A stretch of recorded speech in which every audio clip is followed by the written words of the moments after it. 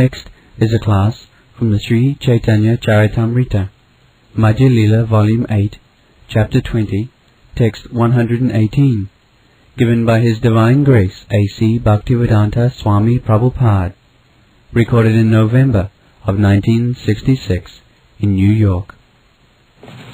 Kabhu narake dubai, dandajane raja jano nadite chuba. So, Lord Chaitanya is explaining the positions of the conditioned soul.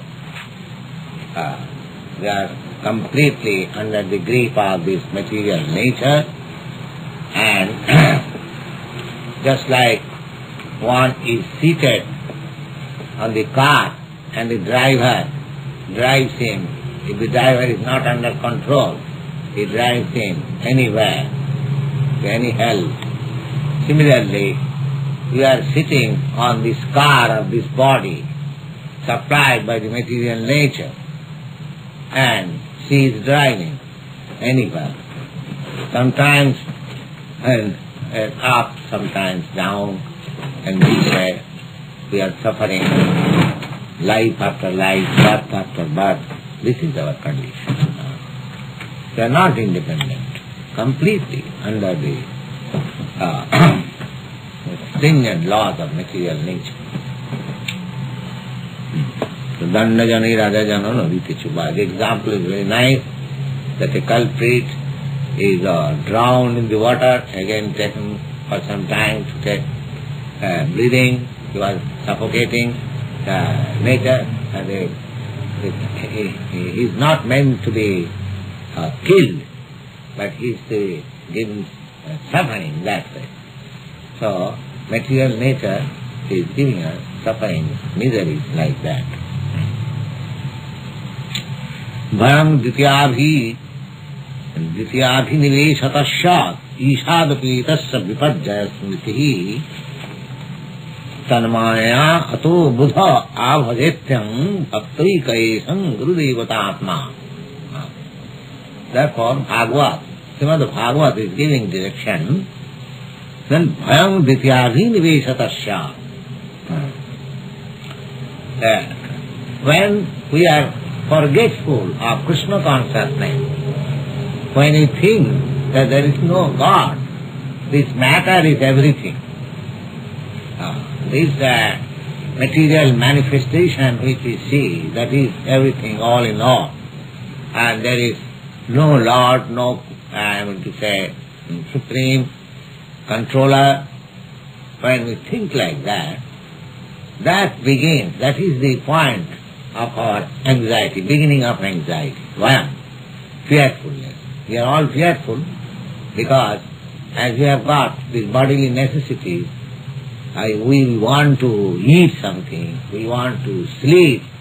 Similarly, we have fear and we are demand for mating. These four principles are animal. We are always fearful. And why we are fearful? Because we have taken it that there is no God. There is no God. Therefore we are fearful.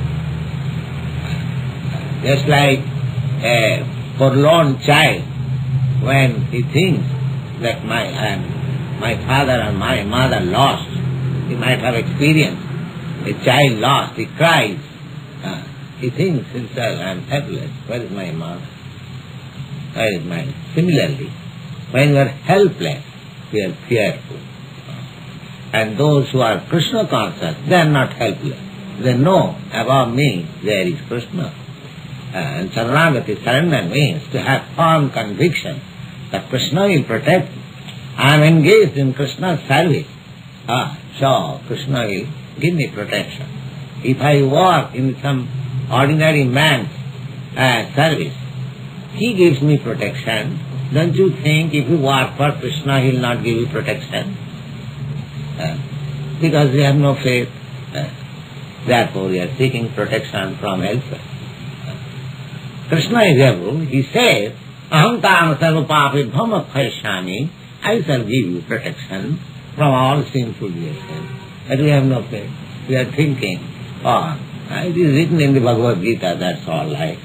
but I must have my protection in a different way. So, Ditya-Nivesha. Because he thinks that anything superior than Krishna, therefore he is fearful. Why conditioned soul is fearful, that is explained in the Bhagavata. Vayam Ditya-Nivesha. So, this Maya, the illusion, when you take shelter of this illusion, then we are afraid. And when you understand that illusion, this energy, is under the control of Krishna, because illusion, this material energy, is also Krishna's energy, inferior energy. So, even if I am within this material energy, when I am forgetful of Krishna, this material energy is fearful for me. And when I am in Krishna consciousness fully, there is no question of fearfulness from material nature. Therefore, tanmaya abhajatam, that's what it is our duty to regain our lost consciousness, Krishna consciousness. That is the duty of this human form of life. Abhajatyam bhaktoika isham. Simply by devotion. If you want to worship the Supreme Lord, then you have to worship Him simply by service. There is no other process. You cannot worship Krishna by this controlling breathing, or by mental speculation, or by some pious activities, or by charities. You have simply to worship Him simply by your devotional love. That is the only way. Bhaktoika, only one, bhakti. There is no other means, there is no second means to understand God without this devotion. Rest assured. The foolish creatures, they take this, that, they do not understand, they come to that impersonal, void, all this nonsensical conclusion, and because they do not take shelter of this devotion, they cannot have any conclusion. It is not possible. Therefore, more or less they become atheists, or after the voidness, or impersonalism, so many things there are. They create. But because Krishna, our Supreme Lord, cannot be understood by any other process. It is simply waste of time. If you want to know Krishna, if you want to know God, then you have to take this verse. There is a bhakti Krishna. Avhajatam bhakti Krishna Gurudevata Atma. He is the Supreme Lord, He is the super soul, and He is the Supreme Spiritual Master. In this, He is the Supreme Spiritual Master within you. As soon as we take to devotional service, He will give you dictation, He will do this. What dictation? To go to hell? No. Buddhi yogam dadami tam. In the Bhagavad Gita, I give him intelligence. What? What for? Jinamam upajanti te. By which he can come back to me. That would be.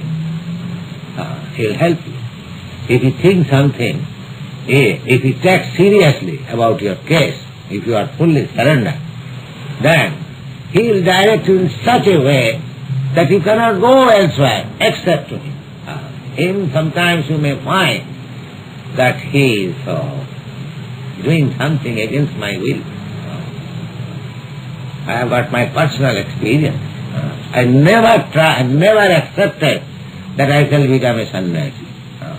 And I tried my best to keep myself in this material world. And yes, several times he has frustrated me and has brought me by force with that. And now I am happy. I can understand that how much favor has Krishna shown me. I did not understand in the beginning. So sometimes, if Krishna takes special care for you, he will do in such a way that you will have no other way than to go back. will take charge. If he sincerely wants Krishna, if he sees that, oh, here is a person who wants me, but he is a foolish. He wants me, at the same time he wants to enjoy this material world. So crush this, his material propensity, and let him become simply devoted. Yes. Sometimes we see like that. In the Srimad Bhagavatam, there is a question by Sukadeva Goswami, by Maharaj Parikshit. Maharaj Parikshit, because he understood that his grandfathers were put to so many difficulties, although Krishna was their friend, personal friend. So everyone became astonished. How is that? These 5 brothers, the big brothers, Maharaj Yudhishthira, he was the most pious man. Arjuna was the greatest warrior. And Draupadi, their wife, directly the goddess of fortune. And so much nice, and above all, Krishna is their personal friend. And still they are put into such difficulties. They lost their kingdom, they lost their wife, and they were put in so many, for 13 years they had to undergo so many troubles. So this was astonishing. Even Bhishma, he cried, so I cannot understand why these 5 brothers are put into so many difficulties, in spite of their all these qualities. So their grandson, Maharaj Parikshit, when he was being taught by Sukadeva Goswami, he had some suspicion about devotion to Krishna. Not suspicion, just to teach us. He inquired that Lord Krishna, he is Vishnu. He is the master of the goddess of fortune. Why people who become Krishna conscious or a devotee of Vishnu, they remain poor, and others, those who worship Shiva and other demigods, they become very rich. What is the reason? He is the proprietor of everything, so one who wants him, they become poor. Whereas Lord Shiva, he hasn't got even a house of his own. He is a pauper, and one who worships him, he becomes rich. You know the history of Lord Shiva. He hasn't got a house. He lives under the tree or in some mountain. But one who worships Shiva, they get material opulence very nicely. Therefore, a person has become very easily, and they can smoke ganja. So all this captivates person to become a devotee of Shiva. Or Dinsberg is a devotee of Shiva, for us to know. Anyone who wants this material prosperity is necessary to become the devotee of Shiva. So this is contradictory. Shiva has no house even, not even a dwelling place, residence. He is a pauper. And worshipping him one becomes richer. And Krishna has Sahasra Sata Sambrama Sivmanam. Always, thousands of goddess of fortune is serving him. He is such opulent. And so Krishna was the devotee of Krishna. They appear to be poorer. Why? This question. That's the opposite. So the answer was given by Sukadeva Goswami that this very question was also put to Krishna by your grandfather. So instead of answering myself, I will put that very question and answer between your grandfather and Krishna. So what is that? Similar question was put by your grandfather Maharaj Yudhishthira to Krishna, and Krishna answered like this. What is that? Jasam anagrinnani hariseta dhanam sanai. If I do somebody some special favor, then my first duty is I become crushed in all material positions.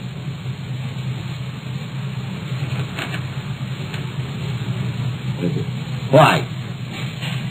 Because to make him more surrendered to me, when he becomes helpless, he has no other way. Krishna, please. When he has something, he thinks, these things will protect my material position. That he does not surrender. Now, Krishna sees that this man, this living entity, is very much devotee, but he wants something, this nonsense, just crushing. So that when he feels helpless, he will come to me. No, so I will give him all protection. There is a policy of Krishna. Sometimes he puts us into test whether we are sincerely devotee of Krishna. Because we are always after sense gratification. So if Krishna is not a order supply, then one rejects Krishna. We want God or Krishna to be our order supply. So we must order Krishna. Give me this, give me that. If you cannot give me, then what are Krishna? I don't want you. This side of bhakti, devotional service, is not accepted by Krishna.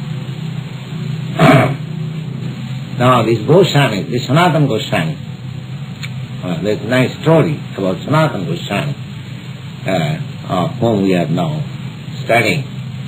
Sanatana Goswami and Rupa Goswami, two brothers, they went to Vrindavan for devotional service. So their all business was, Rupa Goswami special, he was always engaged in writing books. And when he was hungry, he went to some householder, give me a piece of bread. And everyone in Vrindavan, they were leaders. All the Vrindavan inhabitants, they took, even their household quarrels, they used to represent, Swamiji, this is our position, please settle us. So whatever decision he would give to the villagers, they left. Their court was Swami, Rupa Goswami. So he was so lovable. So one day Rupa Goswami was thinking that if I could get some, commodities for cooking, then I would have invited Sanatana Goswami to take some prasada. He thought like that. And after, say, 1 hour, one young girl came with sufficient quantity of rice, flour, ghee, and vegetables, so many things. Babaji, they call in India, especially in Vrindavan quarter, they call all these transcendentalists Swami Babaji. Babaji, please accept these commodities. There is some ceremony at our house, so my mother has sent you all these things. Oh, thank you. You are thinking that if I could get some commodities, I could prepare something and invite Sanatana Goswami. So the things were there. So Rupa Goswami inquired, where do you live? Oh, you are a very nice girl. Where do you live? Oh, I live in this village. You do not know. No, I am going to sing you. All right. Thank you very much. Then he went there and invited Sanatana Goswami and my dear brother, please come and take a prasadam here. I have got some food. All right. So Sanatana Goswami came during prasadam time, and Rupa Goswami had prepared so many nice dishes. They are also expert in cooking. Expert. You know, all devotees are expert. That is the qualification. So, then Sanatana Goswami is inquiring, where did you get all these things, so nice things are prepared in this jungle? How did you get? So he narrated the story. Yes, in the morning I thought that if somebody sends me something, so my Krishna is there, a nice girl, a very beautiful girl, and she brought all these things. Oh, this girl, he began to state about the girl's beauty. Then Sanatana Goswami said, oh, I have never seen such beautiful girl. How? Yes, I have also never seen. Oh, then she must be Radharani. She must be Radharani. You have taken service from Radharani? Oh, you have murdered me. We don't want to take any service from Krishna, and he has taken the opportunity to send us. We want to simply give our service, not any exchange. Oh, we have done a great mistake. Radharani has taken this opportunity. So she began to cry. So we are taking service from Krishna. We are giving her trouble. This is pure. We are very sorry that Krishna was troubled to send me on this road. So this is the process. Krishna is also finding always opportunity how to serve my pure devotee. And pure devotee is so clever that he won't accept any service of Krishna. Just like the Arjuna. He never said, Krishna, you are God. Why you are putting me to war? Immediately. You can give me everything. Krishna said, no. He never said that. Krishna said, Niyatam kuru karma, tam karma jaya karma. No, you are Kshatriya, you have to fight. Never said. So we should not take God as order supplier. That is not devotion. That is mercantile business. Krishna is not going to be a lover by mercantile mentality. You must give him service. Avaditam. This is the process of devotion. Thank you.